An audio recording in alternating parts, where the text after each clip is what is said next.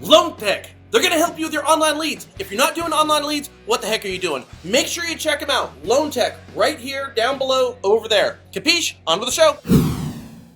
Basically, I did the Zillow long form, I think back in January or February.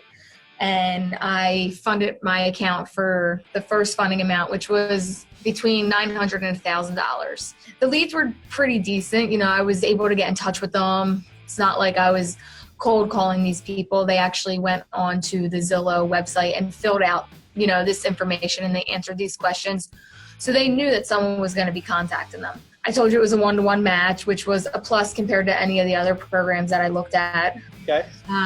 So, you know, my account drained within a month. A lot of them were first-time home buyers. So, you know, they go on and they put, you know, I want to buy a house for $400,000, but their income's $30,000 a year, and their car payment's $600 a month.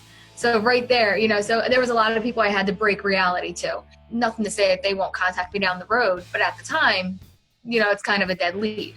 So, and a lot of my leads were coming through, you know, 11:30 at night, 4 and 5 o'clock in the morning. And per the Zillow training, you know, their guideline is to contact these leads within 30 seconds if you want to be the most successful. Well, you're not doing that at 4 in the morning. So I guess they had a lot of feedback that other lenders were getting a lot of off-time leads.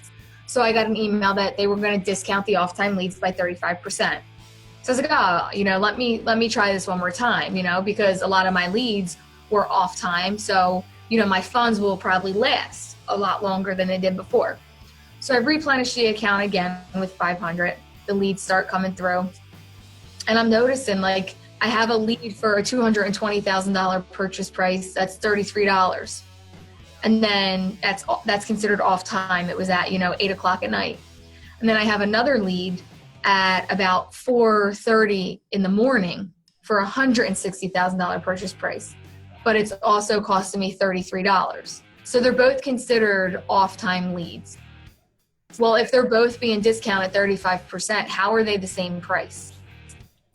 And you're saying this because when they're doing the long form, the cost of the lead is going to be determined on a person's what they want to purchase. So if somebody wants to purchase a $500,000 house, there's probably a bigger loan in there, so that's going to cost more.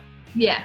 Now, that would cost you like $70. But the problem is that how are they determining what they want to buy? I make $20,000 a year. A $500,000 house looks a hell of a lot better than a $100,000 house. So I want to qualify for $500,000. Right. And I had said that before, that there needs to be some sort of internal calculator in their system just to pop up and say, you know, based off of the options that you chose, you know, this house is out of, you know, the debt to income range, you know, per FHA or conventional, you know, whichever loan they said that they were hoping to go for. Do they calculate on credit score and on income? Is that part of the equation, do you know? And my rep, Dominic, came back after multiple times of trying to get in touch with them and said, well, actually, it's priced off of everything. So it's like this huge algorithm, you know, this huge math formula that they use, not just purchase price. So now how do they determine credit score? You say what you think your credit score is. And that's called self-crediting, or what's it called? Self-report it.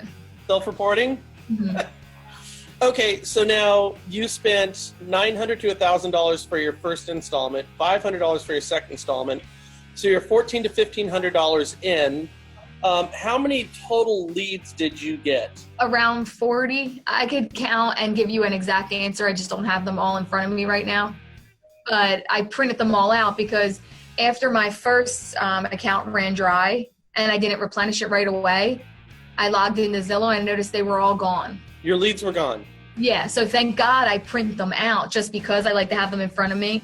And as I talk to somebody, I like to jot down like notes, like just had a baby waiting 4 months, you know, so I don't keep bothering that person. Now, when you paid the $500 the second time, did those old leads, did they repopulate? They did not repopulate, just new leads came through. So you have to continue paying them money to keep those leads in their system. Unless you are smart and you print them out like me.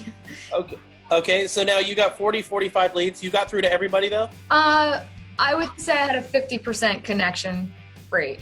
So from when you started with a 900 and to where you ended, what was that period? It was all of February, I believe, and then the account went cold for a little while when my 900 went ran down. I did replenish the 500 the beginning of May, and the 500 was done probably late May 20s. How many deals did you close as a result of this?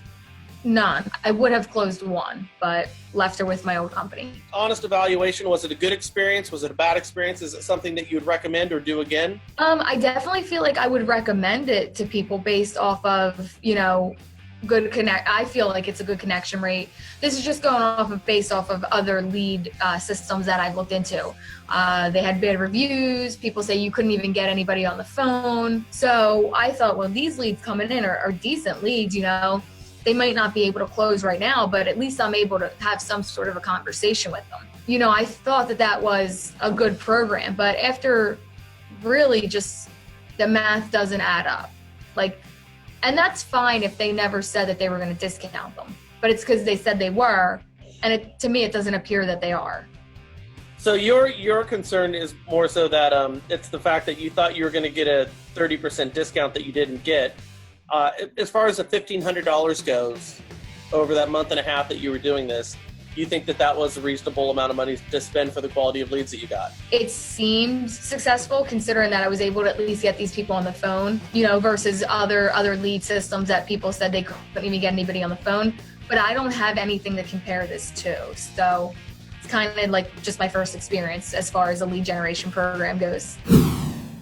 To buy leads or not to buy leads? That really is the question. Let us know your experience with these big aggregators like Zillow and Trulia, and let us know if these leads are working out for you down below in the comment section, and we will share your thoughts with everybody else. With that said, make sure you subscribe. It's how we pay the bills over here, guys, and push this on to everybody you know in real estate and lending, and we will come to you with 5 minutes of fun every single working day, unless we're sick or tired or hungover.